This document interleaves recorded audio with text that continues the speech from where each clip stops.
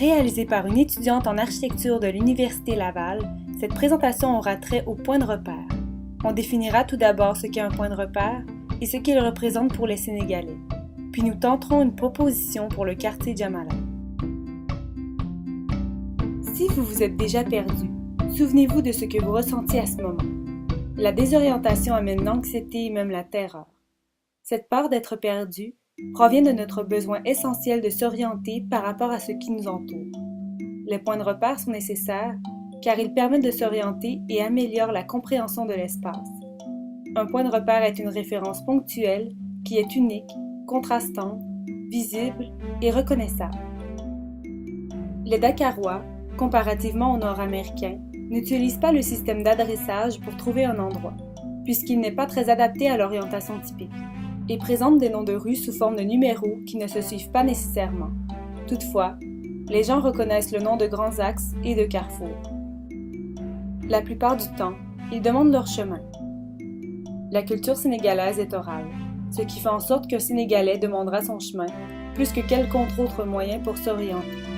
Dans le cas des quartiers informels particulièrement, la capacité à s'orienter et à développer des cartes mentales est moins présente chez la population. Dans notre culture occidentale en général, nous sommes portés à nous diriger avec le nom des rues quand on cherche un lieu. Cependant, l'adressage ne fait pas tout.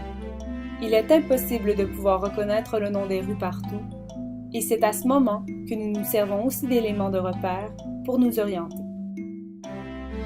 Voyons une théorie de Kevin Lynch sur les 5 éléments organisateurs de perception de l'espace urbain. Il y a les pôles d'un quartier, les nœuds, les limites, les voies de circulation et les points de repère.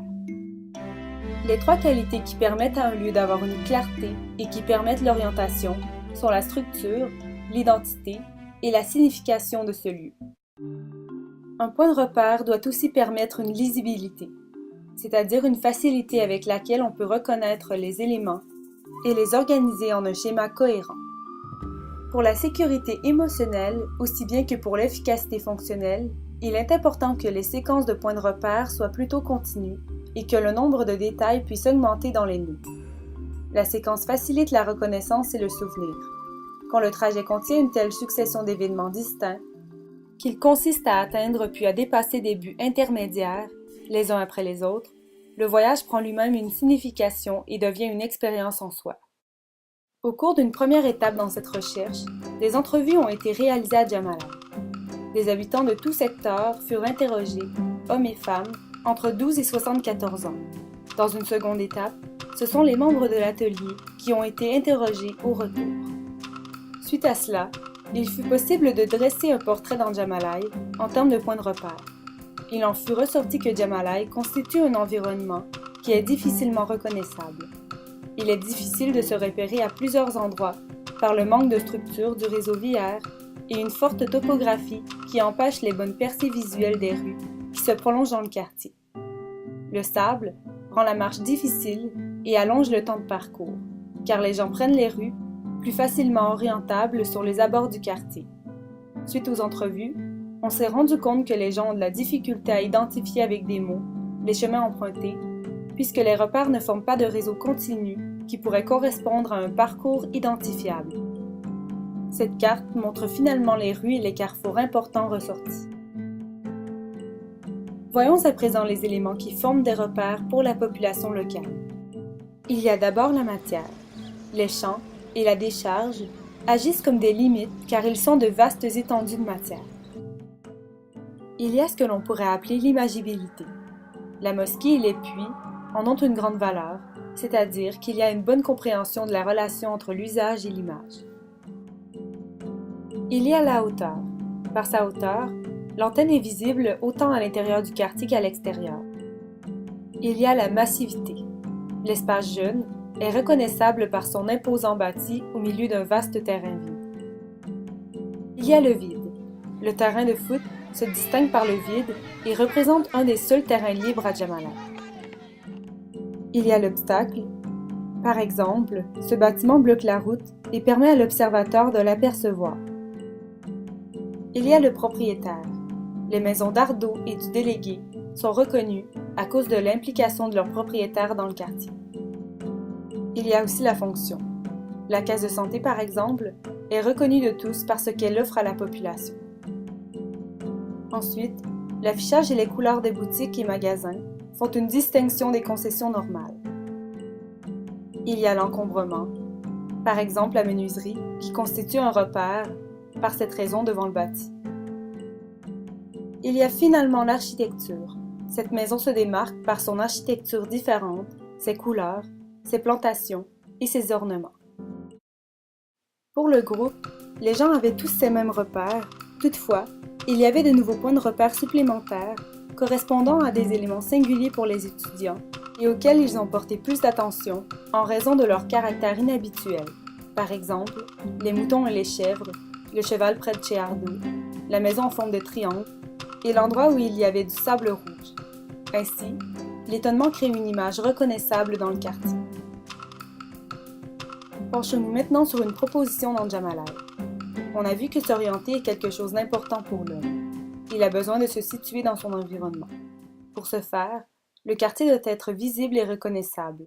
Pour cela, et pour permettre aux gens d'avoir une meilleure compréhension, il faut faciliter son identification et sa structuration visuelle.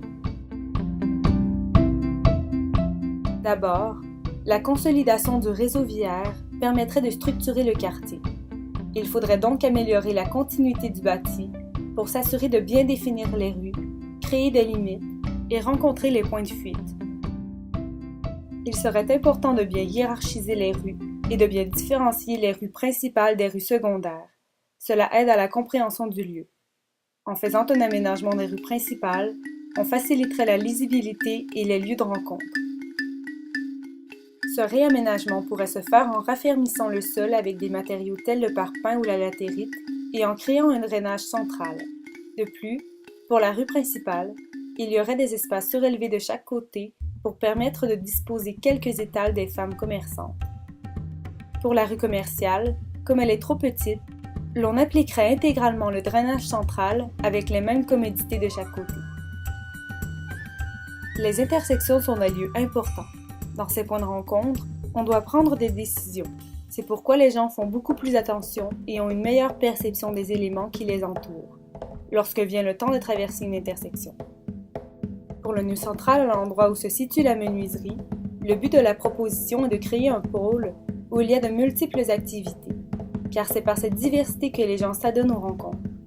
On y retrouvait alors plusieurs propositions de collègues de l'atelier, dont le marché, des boutiques, la nouvelle école et le centre de distribution d'énergie. Les éléments placés en intersection acquièrent automatiquement de l'importance par leur emplacement. C'est donc un plus pour les commerces. Par ailleurs, les nœuds du robinet et du puits saoudien sont aussi des intersections à redéfinir et à consolider. Afin de forger une identité propre au quartier, stimuler l'observateur par la création de contrastes avec des bâtis distincts et un meilleur affichage sont aussi des éléments à prendre en compte. Les repères doivent être disposés en une séquence continue, de sorte que la totalité d'un trajet soit soutenue, identifiée et devenue confortable. Des points de repère isolés sont de faibles références. Mis ensemble, ils se renforcent les uns les autres et multiplient leur effet. Les nouveaux points de repère d'Andjamalai représentent les projets en proposition par les membres de l'atelier. Ils se devront d'être de forme simple, régulière et claire. On saura donc exactement où on se dirigera. Un autre exemple de point de repère proposé, près de la case de santé actuelle. L'idée est de créer un symbole phare qui annoncerait la rue où se trouvent plusieurs boutiques et qui indiquerait une rue importante pour entrer dans le quartier. Le mur en soi deviendrait un point de repère et si on y mettait des fresques, les gens pourraient davantage s'approprier ce lieu. Finalement, le fait d'afficher le nom des rues et des lieux importants permettrait assurément aux gens de se retrouver et de développer un sentiment d'appartenance. Comme nous le constatons, les points de repère changent selon l'évolution du quartier. À mesure que celui-ci se structurera, le réseau des points de repère se transformera, de même que l'appropriation des habitants à leur quartier.